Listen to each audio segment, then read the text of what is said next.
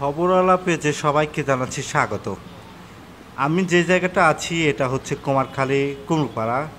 কুমড়োপাড়ার যে পাশেই অবস্থিত শহর রক্ষা বাঁধ এবং শহর প্রায় বছরের পর বছর ধরে কিন্তু আস্তে আস্তে এই নদী ভাঙন দেখা দিয়েছে। এই নদী ভাঙনের ফলে কিন্তু এই কয়েকশো পরিবার এবং আশপাশে আরও কয়েকশো পরিবার কিন্তু ঝুঁকির মধ্যে রয়েছে। এই বাঁধটি ব্লকে যে বাঁধটি এটি অনেক পুরাতন হওয়ার কারণে কিন্তু কালের বিবর্তনে এটি কিন্তু আজকে হারিয়ে যেতে বসেছে এবং নষ্ট হতে বসেছে। জিও ব্যাগ দিয়ে যে সংস্কার করা হয়েছে সেটি আসলে টিকছে না এখানে, যার কারণে কিন্তু পানি বাড়ার সঙ্গে সঙ্গে কিন্তু এখানে ভাঙন দেখা দিয়েছে এবং আতঙ্কিত হয়ে গেছে মানুষ। কারণ এই আশপাশে যে শত শত পরিবার আছে, যদি এই ভাঙন শুরু হয় তাহলে কিন্তু এখানে বসতি যারা আছে তারা কিন্তু টিকতে পারবে না, তারা অন্যত্র চলে যেতে হবে এবং যাবে কোথায় তারাও কিন্তু এই নিয়ে শঙ্কিত আছে। ইতিমধ্যেই ভাঙন দেখা দিয়েছে এবং নদীতে পানি আসার সঙ্গে সঙ্গে এই ভাঙন দেখা দিয়েছে। নদীর পানি যখন কমতে থাকবে তখন এই ভাঙন আরও তীব্র থেকে তীব্র হবে।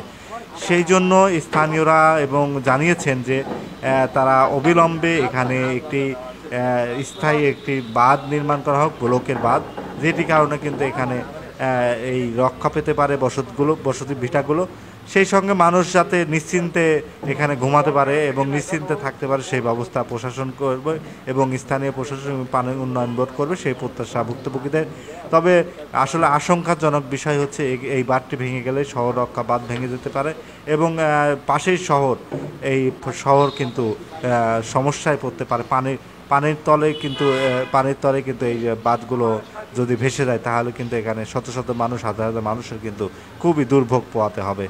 সেই দিক বিবেচনা করেই অতি সত্ত্বই যদি এখানে বাঁধ নির্মাণ করা হয় এবং ব্লকের বাঁধ নির্মাণ করা হয় এবং প্রয়োজনীয় ব্যবস্থা নেওয়া হয়, সেই দিকেই সবাই তাকিয়ে আছে।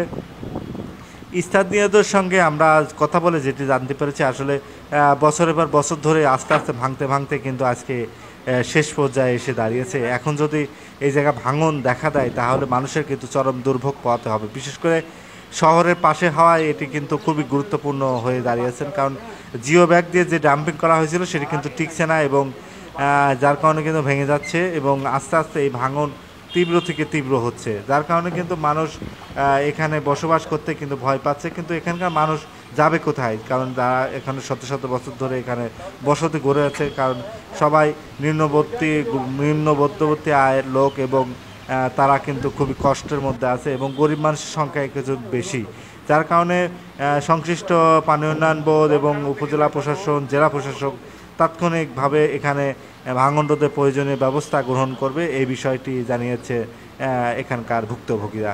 এই ছিল আমার কাছে ভাঙন প্রতিরোধ এলাকা থেকে সর্বশেষ খবর।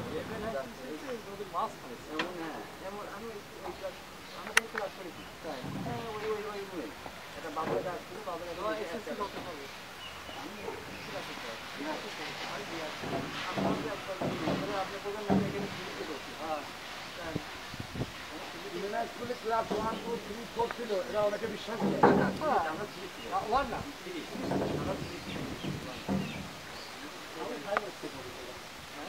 আমি তো আমাকে ভারতে আরে খালি কামাক কাকি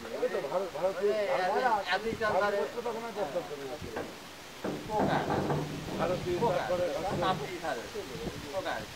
সুবল সারের ছেলে ছবি আর মোতালেব সারের আছে কাপি তাই না? আমি আমার একসাথে আমার আসলাম সুভাষ।